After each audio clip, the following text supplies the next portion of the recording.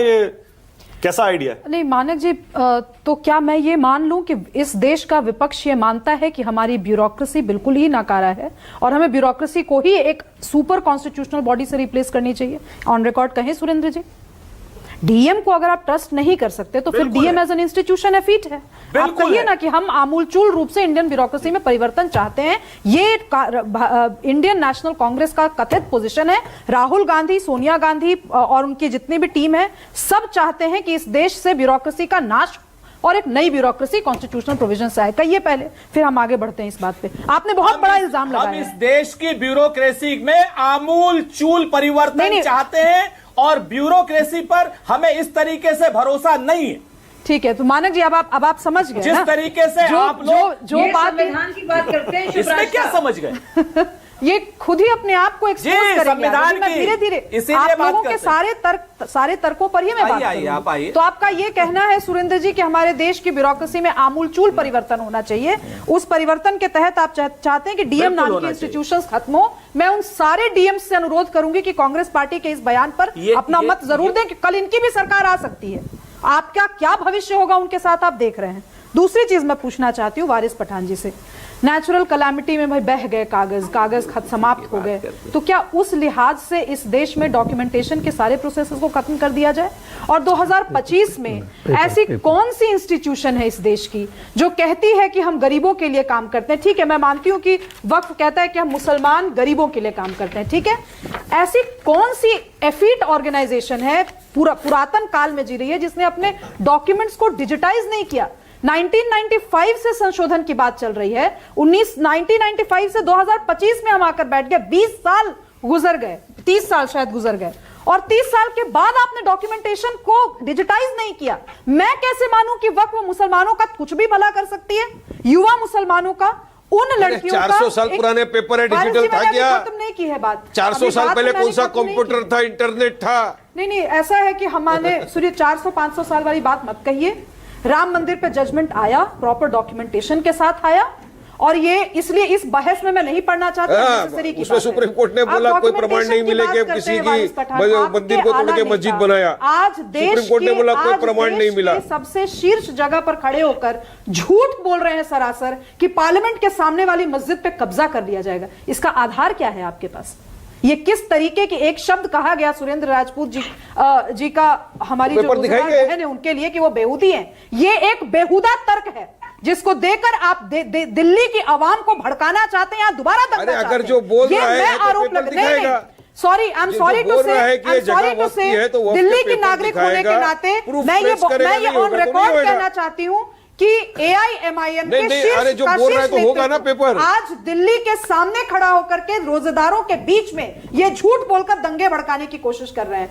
कौन से मस्जिद पर किसकी नजर गई? दंगे तो नहीं, दंगे को भड़का नहीं रहे। संविधान ने अधिकार दिया है, संवैधानिक अधिकार है हमारा। प्रोटेस्ट करना कोई रोक नहीं सकता। प्रोटेस्ट करने से सरकार की गंदी नीति के खिलाफ प्रोटेस्ट करना हमारा अधिकार है। काले कानून के खिलाफ प्रोटेस्ट करना हमारा अधिकार है। असंवैधानिक कानून बनाने वाले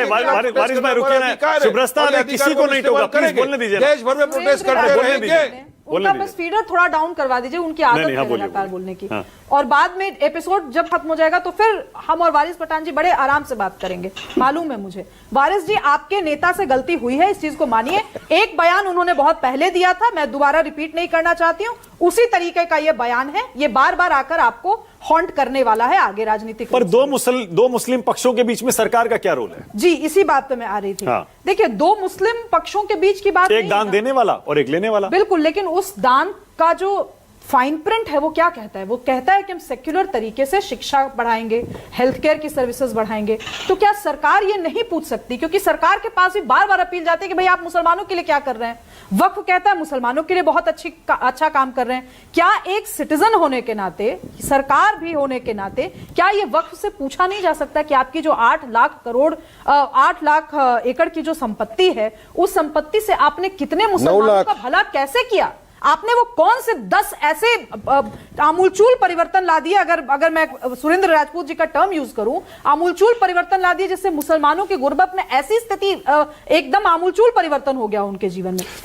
तो क्या ये सवाल मंदिर बिल्कुल गुरुद्वारा, पूछे जानी चाहिए। चर्च सबसे पूछे जाने चाहिए। पूछे जाने चाहिए। मैं मंदिरों के बारे में बहुत अच्छे से आधिकारिक रूप से कह सकती हूं मानक जी, वो स्टेट कंट्रोल से फ्री नहीं है। सुरेंद्र राजपूत जी गलत कह रहे हैं। इनफैक्ट सुरेंद्र राजपूत जी जो कह रहे हैं वो संघ की कई आनुषंगिक बॉडियां कहती रहती हैं कि भाई टेंपल को फ्री करो स्टेट कंट्रोल से। मैं उसके पक्ष में नहीं हूं, लेकिन ये कह रहे हैं सुरेंद्र राजपूत जी। अब तो मैं इतना कंफ्यूज है कांग्रेस की पॉलिसी। वो संघ के साथ रहना चाहती है, वो वक्फ के साथ रहना चाहती है, करना क्या चाहते हैं भाई आप अगर सेक्युलर क्रेडेंशियल्स में विश्वास रखते हैं, कह दीजिए ना सारी प्रॉपर्टीज में सरकार सेक्युलर तरीके से निर्णय ले, इसमें क्या दिक्कत है?